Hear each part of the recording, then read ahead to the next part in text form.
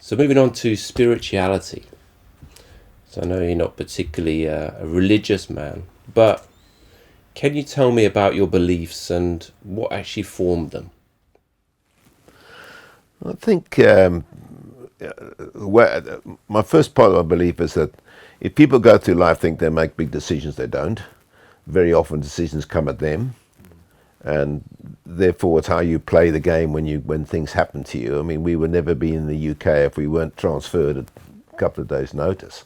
We were just called in by Anglo American and said you can get a British passport because you were born there. Can you take this big job in the UK? And because you bought a company there, and here we were. We weren't making big decisions in life. So I'm not a great believer in that you control your destiny. I think you've got to seize opportunities when they arrive.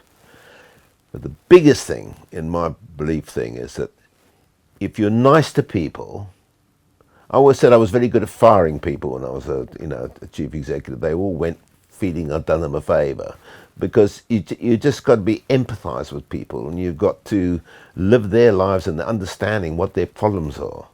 You can't go through life bulldozing over people. You can lead them, you can help them, but you've got to actually understand how people operate. And that's what I can go into. I can go into a shop, I can go into a workshop, and I can talk to people, and they know I'm talking about them, and the result is that they will do something for me they wouldn't have done for somebody else.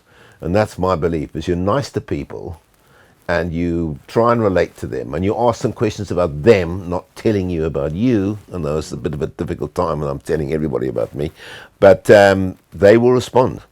And you know that. We get a lot of other people. People respect dealing with us because we're on that level. And the last thing about spirituality is that if you don't have a family support system that you know and respect, it massively detracts from your life. Squabbling families, and we've seen them, other people, squabbling families, people where there's jealousies and there's money being stolen and taken away and everything else, it creates a terrible void in people's lives. If you've got a happy family, and we have a happy family with all branches, and everybody empathizes with one another. We've got a WhatsApp group, but everybody remembers your birthday. Everybody says nice things about you. It makes a massive difference to your life. Do you feel like you've ever experienced any miracles? Well, you're one. You're one. That's what the answer was going to be, yes. Correct. And Tasha one. I think, I believe you just go through life, and you've got to be responsible. Most important thing is to be responsible, which is why you go back to, I wasn't responsible enough at school, but you've got to go back to worrying about what you've got to do, always remembering people's birthdays, always trying to be there when other people are in trouble. You don't want to walk away from a job if it's got to be done. And I can see one of the biggest problems with police investigation and things like that is because, you've got homes to go to, but you're obsessed. And so responsibility is a monstrous issue for me. And if you keep on taking responsibility for things and doing your best to get over the problem, then life's a little easier. Great, so that kind of ends the spirituality short segment. Now I've got a question from Greg, which is nothing to do with spirituality, or maybe it's miracles. It wouldn't. Yeah. He said, what exactly happened when you lost your drawers when navigating through Neisner Heads? Well, I started off by saying that, things just happen to you in life. And Greg had a lovely yacht, a big catamaran that we sailed a lot, and he had a small one before that, and Greg and I have had loads of fun and experiences with it. Another mutual friend of ours, Gary Atkinson, we've also known forever. We've got the best friends in the world, by the way. We wanted to take him sailing from Cape St. Francis, Port St. Francis, to Neisner. And he had never sailed before. So we set off, and remarkably vast stretch of the coast, there was no any wind. So we motored all 145 miles, whatever it was. We motored, and we got about 5 miles short of Neisner, and the wind got up. And Greg suggested that we just motor in, and I said, no, Gary's never sailed before. So we put all the sails up, and within 10 seconds, a mighty gale came through, and the spinnaker parted from the mast and went over the front of the boat and rammed both propellers. So those who know Neisner Heads, it's a treacherous, narrow, cliff-ridden entrance into a huge lagoon. And many a boat has been wrecked, including Cerise's grandfather had a grounding there with a schooner he was skipper of.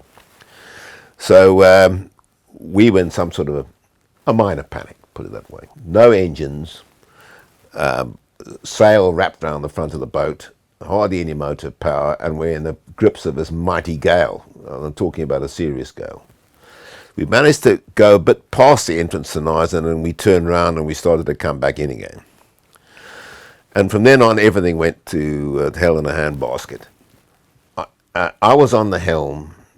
Greg was in the front, trying to get the sail off the one propeller. And Gary was there. And Greg said, if we can get in the heads, the first thing we have to do, because we can't go in the marina, is to drop the anchor.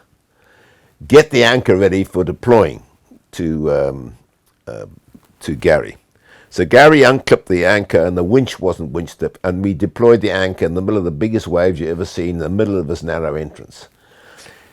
The RNI, well, NSRI as it is there, had a hut up the top that tried to get people in this narrow entrance, and there was a big crowd because it's a big sightseeing up there. And at that moment, me at the helm, us anchoring in the middle, my button on my shorts shot off, and I was standing there pantless in the middle of this chaos.